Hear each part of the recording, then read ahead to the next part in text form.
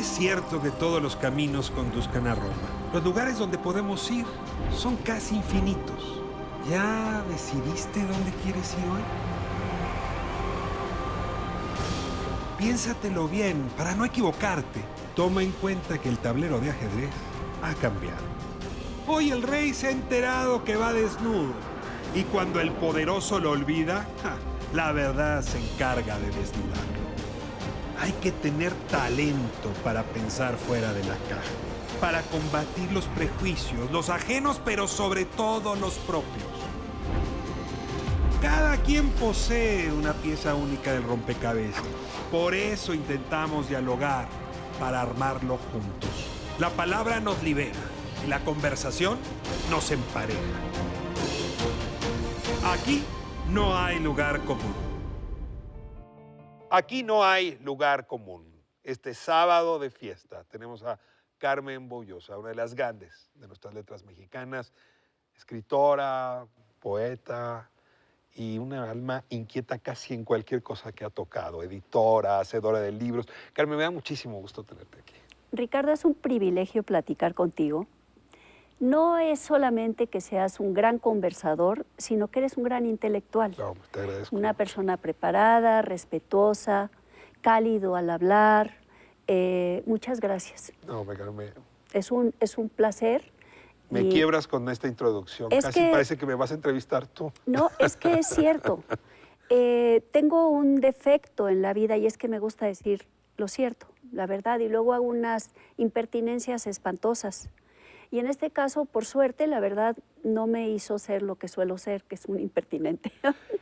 Déjame preguntarte a partir de esto lo primero. ¿Se puede ser escritor sin ser impertinente?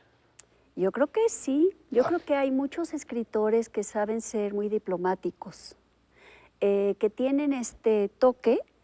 No necesariamente los convierte en bestseller, pero en muchos casos les ayuda a bestseller, sobre todo si son varones. En el caso de las escritoras mujeres, lo ve uno a lo largo de la historia literaria hispanoamericana. Las mujeres han jugado siempre un papel de revuelta, de ruptura, de confrontación con la sociedad, incluso con sus bestsellers. Lo veo yo, o sea, cuando pone uno el ojo de águila en la literatura hispanoamericana, no solamente con Gertrudis Gómez de Avellaneda y la primera novela antiesclavista de nuestro continente, que es sensacional y muy superior a La cabaña del tío Tom Saab, que bueno, fue un verdadero escándalo, sino un poquito atrás de ella otra romántica, Carolina Coronado, que escribía unos poemas extraordinarios de amor y que también ella tomó la bandera antiesclavista en España, cosa que le costó a ella el prestigio literario y al marido el trabajo, que era cónsul en la embajada inglesa. Y si nos vamos un poquito más atrás, la Delmira Agustini rompiendo con todo el código de comportamiento erótico privado de las mujeres y de los varones, por lo tanto, con unos poemas extraordinarios que todo el mundo leía y que cambiaban enteramente la noción de el cuerpo de una mujer, un cuerpo inerte, un cuerpo sobre el que se hace un trabajo, a ese cuerpo de vitalidad y de todo. Te escucho y no puedo dejar de pensar en hombres más del presente. Es decir, en efecto, Rosario Castellanos, Hombre, Gabriela Mistral, por supuesto. Son rupturas. Son y en rupturas cambio, enormes. Pienso en Carlos Fuentes, en Octavio Paz, y al revés, pienso en diplomáticos. Sí. ¿Estoy siendo injusto? No, no está siendo injusto, con una diferencia, porque hay diplomático con hondura y diplomático sin hondura. ¿En esos dos nombres hay una distinción? Bueno, pensaría yo que un diplomático sin hondura, no voy a decir nombres, pero un diplomático sin hondura es el que place al lector con lo que el lector necesita y quiere oír. Ese es un diplomático que puede tener una cierta profundidad y que puede ser solamente una materia de entretenimiento. Pero acaricia el oído. Que acaricia el oído del lector, que le habla de lo que el lector quiere saber, lo que él sabe que al lector le interesa, que simplemente abona. O sea, ese no es impertinente. Ese no es nada impertinente. En el caso de Paz,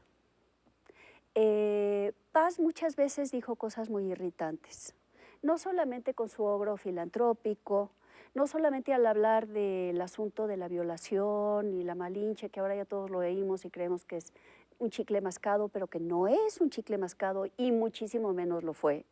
Cuando él escribió y, digamos, revisitó lo que era la noción de ser mexicano o mexicana, creo que... Cuando renunció de embajador en la India. Sí, y cuando escribió El laberinto de la soledad, que todos elaban revisitando la mexicanidad y lo que él hizo en su momento, y todavía si uno lo vuelve a leer, uno lo vuelve a reelaborar o lo confronta, pelea con él, no es tan diplomático y en sus poemas dice cosas muy poco diplomáticas. Pues ya dijiste entonces quién tiene hondura y quién no. No, es que no creo que Fuentes no tuviera hondura siempre, pero sí tenía más el oído diplomático. Comparado, por ejemplo, pues sí, ya dijiste el caso de Rosario Castellanos, pero te voy a poner otros dos. Uno es hombre y uno es mujer. La que es mujer es Nelly Castellanos, Nelly Campobello. Y el que es hombre es Rulfo, que para mí es un misterio. Yo pensé que ibas a hablar de Martín Luis Guzmán. No. Qué curioso. No. Te voy a decir por qué digo Rulfo versus porque Nelly. Rulfo voltea a describir de la revolución no un triunfo, de la revolución mexicana que había impuesto al régimen, que es lo que en todo el tiempo decíamos, somos el país revolucionario, México ya pasó por la revolución, y él en su Pedro Páramo, pues en realidad está viendo que la revolución ha dejado un pueblo de cadáveres. Y no solamente eso, él también por tradición familiar, pues venía de familia de hacendados, lo habían perdido todo, él mismo estuvo en el seminario, digamos que él siempre estuvo del lado incorrecto. Pero para mí es un misterio cómo el régimen lo acogió. Bueno, es un misterio desentrañable, porque lo que ocurría es que los escritores sí tenían influencia en los políticos. Y los escritores vieron que Pedro Páramo era una joya y convencieron a los que de veras se dejaron que les escupieran para arriba, porque Pedro Páramo destruye enteramente la fantasía de la gloria posrevolucionaria. Nelly Campobello. Nelly Campobello, porque ella lo que ve con un filo, bueno, y realmente da frío, pero es tan extraordinaria que no da frío, lo que fue la violencia de la revolución, y ella sí le canta una loa también, el ojo del niño que soporta la violencia, de qué manera. Es increíble. Ahora, ella y además, se asume no heredera de la tradición villista, admira a Pancho Villa, tiene, incluso dice parentesco con Pancho Villa. Ahí hay una relación de ella como en efecto de convertirse en hija adoptiva de la revolución. Yo no creo que adoptiva, yo creo que real. Llamémosle bastarda, y esos son hijos reales. Es un personaje extraordinario. Y luego lo que le hizo México es lo contrario de lo que le pasó a Rulfo. Y eso también sería como para análisis de cómo México digirió la revolución. Nelly Campobello la matamos del ojo público y dejamos que la secuestraran su abogado y su secretaria, le robaran su fortuna, la enterraran en el jardín, la asesinaran, primero la alcoholizaran, la tuvieran encerrada, pero nosotros no la veíamos. Yo me acuerdo cuando mi traductora alemana me dijo, oye, ¿me puedes conseguir los datos de Nelly Campobello para pasarle unos derechos de autor que tengo para ella? Estamos hablando de 1990, y dije, ¿quién es Nelly Campobello? Yo no la tenías en tu registro. Estás haciendo en esta conversación algo que es inherente a tu biografía como escritora. El feminismo está en tu mirada, está en tus lentes. Y podemos seguir hablando de historias, ya estaba muy rápido, moviéndome a Vasconcelos y Antonieta Rivas Mercado, etcétera. Pero yo te quiero preguntar, ¿en qué momento se te volvió lo femenino clave para tu literatura? ¿O nació junta tu literatura con lo femenino? Yo creo que me viene antes de la literatura. Me viene antes de la literatura porque mi abuela Esther, a quien yo llamaba la mami, mi abuela tabasqueña, decía, mis nietas no nacieron para limpiar pisos. Ella tenía su negocio, ella viuda, había pagado los estudios de los hijos, mi tío Gustavo estudió en el exterior, lo mandó afuera a estudiar, le regaló casa a mis papás. Ella era Ella era el pie de casa y ella era la hacedora de su propio destino. ¿A qué se dedicaba tu tía? Tenía un laboratorio de materia prima farmacéutica que ella con sus propias manos, el boldo, la almendra, lo que enviaba para hacer los jabones de laboratorios como Grisis, ella mandaba la materia prima farmacéutica. La ¿Hizo hacía. fortuna propia? No era fortuna, pero suficiente para darles a sus hijos un lugar. Ella, porque mi abuelo había ya muerto hacía mucho y ella había sido de todas maneras la que trabajaba el laboratorio para la industria farmacéutica, de materia prima para la industria farmacéutica.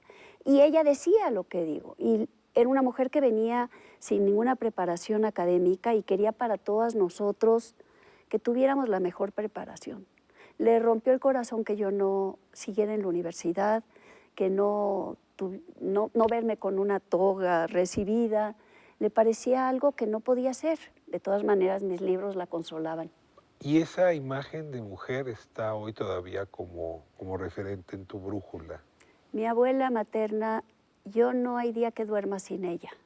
Cuando yo era niña y no podía dormir en las noches, porque nunca he podido dormir bien, me encantaba irme a dormir a casa de la abuela porque ella sí me dejaba acostarme junto a su adorable olorcito de cuerpo. Ay, sus abrazos. Bueno, era una cosa pasional, también corporal, de amor por mi abuela. Y a la fecha yo la evoco todos los días de mi vida. Y con mi abuela materna hice un nexo que nunca hice con mi mamá. Mi mamá tenía a mi papá. Ellos hacían una unidad. Y luego tenía más hijos, pero para mi abuela yo siempre sentí que yo era única. Yo era como ella era para mí. ¿Cómo ese olor, como esa intimidad, como esa imagen de mujer pasa a tus libros, pasa a tu prosa? Déjame irme a corte sí, y de regreso hablamos de ella y de tu literatura. Gracias. No hay lugar común, estamos con la escritora Carmen Buyosa, no se vayan.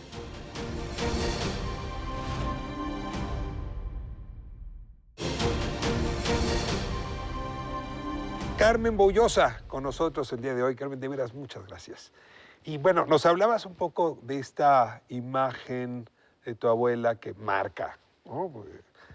Cincela personalidad. ¿Cómo derivó esto en tu literatura? ¿Cuándo empezó a derivar en tu literatura? Esa es una cosa un poco compleja porque creo que la literatura que sí es reconciliación con todo, con el mundo, con el amor, con la familia, con tu entorno, sí tiene algo de reconciliación, también tiene algo de pleito. Y mi abuela me proveyó reconciliación, me dio un espacio de reconciliación, ella era para mí eso. Mi papá, en cambio, juega otros dos papeles. Uno era un muy buen lector, dos nos leía, en esa misma parte, nos leía por las noches en voz alta, llenaba la casa de libros, él me volvió lectora de niña, hay fotos familiares en que todo el mundo está jugando y estoy yo en un rinconcito leyendo un libro porque era y es un espacio mío. Y después el espacio de no reconciliación, de ruptura, de separación, y eso lo viví muy intensamente con mi papá. Por muchas cosas, por muchos factores, pero con él tuve no una relación tan armónica. Yo creo que en parte yo le cumplí un deseo, pero un deseo que él sembró en mí, ese sembreo, digamos, por las letras, ese deseo que él sembró en mí venía con conflicto porque yo era mujer, y es que una mujer no es lo que él quería que heredase eso, y además eso le daba mucho miedo porque decía que me iba a llevar una vida bohemia, que qué tipo de vida iba a tener. Me acuerdo mi primera amistad bohemia fue Chabuca Granda.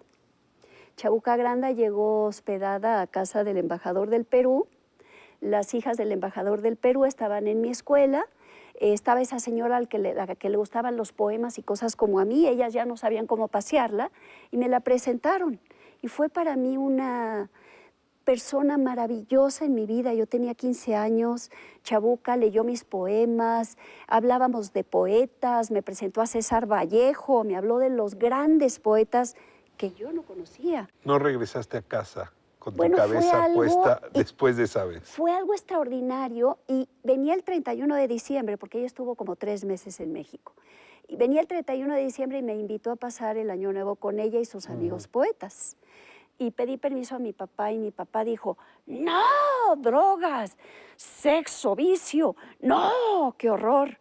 Y mi tía Carmela Boullosa, casada con mi tío Sergio, le habló a mi papá y le dijo, no, esa no es bohemia, es una señora decente. Y me dio permiso a mi papá.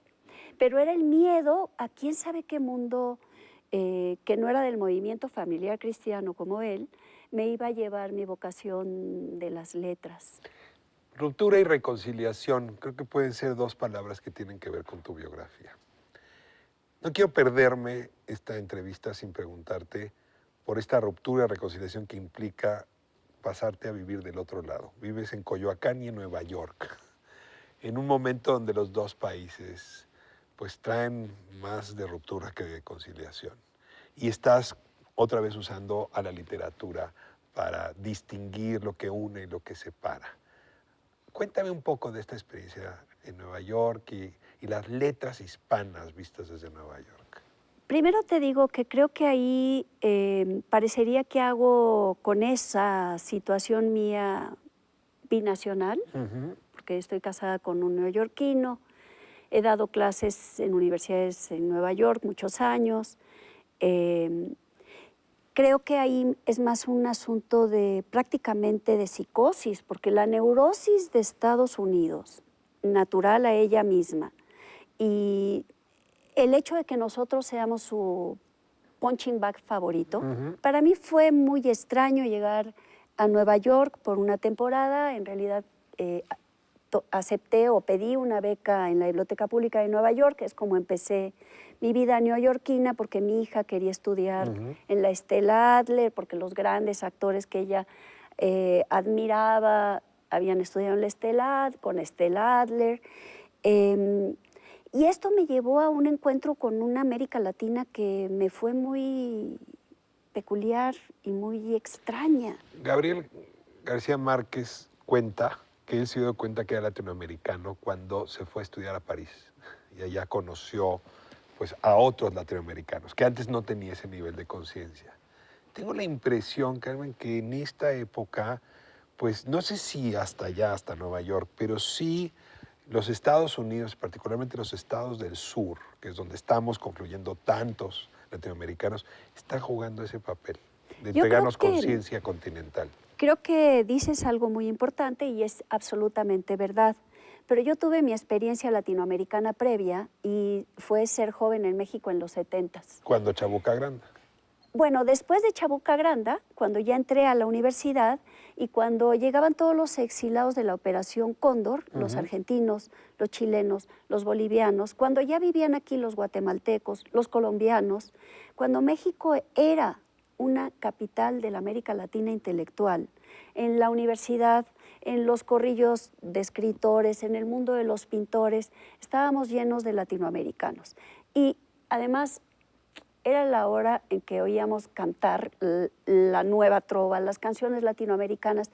Era una pasión y un fervor latinoamericano lo que nos unía. Todavía la ilusión de que la Revolución Cubana iba a ser una verdadera revolución y no una catástrofe, y que México recibiese a todos los que venían de una operación común que provenía de Estados Unidos.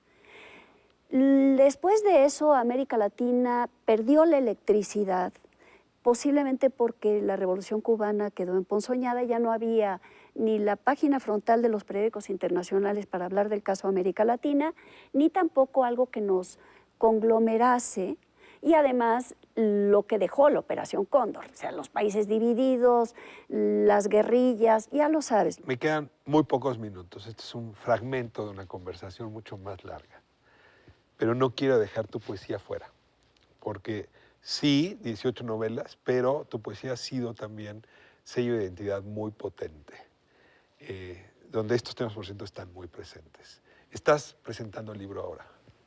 Estoy presentando un libro objeto, es un libro peculiar porque son libros de ediciones muy limitadas. Lo trabajé con un pintor inglés y con su esposa, es la compañera de toda su vida, Psyche Hughes, que era mi traductora. Él es Philip Hughes, ha hecho a lo largo de la vida un paisajista, pero no como el paisaje tradicional. Él vivió unos meses en la Antártida y regresó con rincones de la Antártida para hacer obra. En lugares de las islas del sur haciendo obra, donde el hombre no ha dejado su huella o solo los primeros hombres marcaron sus centros ceremoniales, eso lo ha pintado él desde hace décadas. Y ahora hicimos un libro con sus paisajes de los cuerpos celestes, los planetas. Habíamos hecho 2 libros previos, yo le daba un poema largo así que lo traducía, dialogábamos, inventábamos un libro, Philip pintaba. Y así hacíamos el libro de artista o el libro objeto. En este caso, el primero hizo las imágenes con una obsesión que teníamos en común y me las rebotó y yo escribí los poemas. ¿La obsesión en común son los planetas? Bueno, Mercurio. era cuando empezaron a aparecer en la prensa las nuevas imágenes de las expediciones, los satélites, los telescopios, esta nueva mirada de los paisajes en el sistema solar. Y yo los empecé a coleccionar pues por Philip, porque pensé que a él le interesaban y a rebotárselos por email y luego estuvimos juntos en un viaje por uno de estos libros en Londres hablando del tema y era, para él era que ni pintado, literalmente.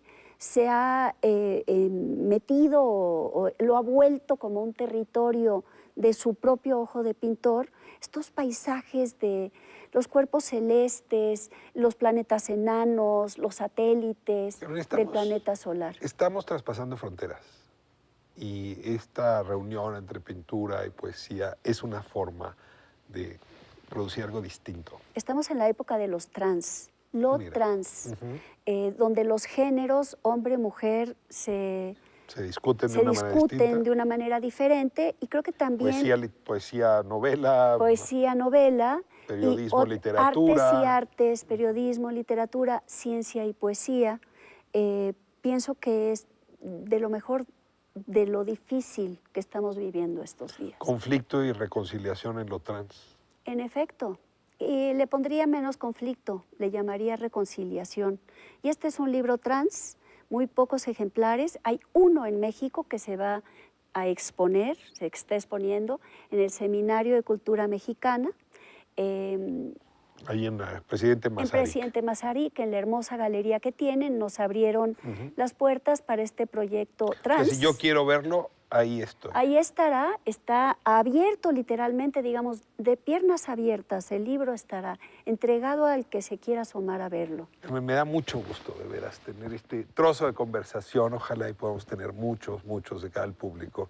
Es una delicia escucharte. Muchísimas gracias. Cerramos aquí con preguntas rápidas y lo primero que te venga a la cabeza. El cuestionario Proust. ¿Palabra favorita? Cabello. ¿Palabra que más detestas? Perro. ¿Sonido que más disfrutas? Amor. ¿Sonido que odias? No hay. Si no hubiese sido escritora, ¿qué habría sido? Escritora. ¿No hay otra profesión posible? No. Hago mis libros de artista, bordo mis imágenes, tengo mucho amor por el mundo plástico, pero la verdad, todo eso es también ser escritora. Y ya rompí con la ley de la respuesta corta. Te vas a ir de este planeta algún día. No sé si a Mercurio, a Urano o a donde te tengas que ir. Alguien algo hará el balance de tu vida. En un epitafio, Dios saldrá a recibirte, algo saldrá a saludarte. ¿Qué te gustaría que dijera a manera de balance sobre tu vida? Los ojos de mis nietos. La mirada de mis nietos. Lo que yo, como mi abuela puso en mí, creo que estoy sembrando o están ellos tomando de mí, mis nietos. Tus nietos como espejo. Mis nietos como seres en los que queda algo de mí. Carmen Bollosa, contigo no hay lugar común. Qué rico tenerte aquí. Gracias. De veras, muchas gracias. Gracias. Muchas gracias. Nos vamos, sábado, 7 de la tarde. La cita es aquí, en ADN 40. No hay lugar común.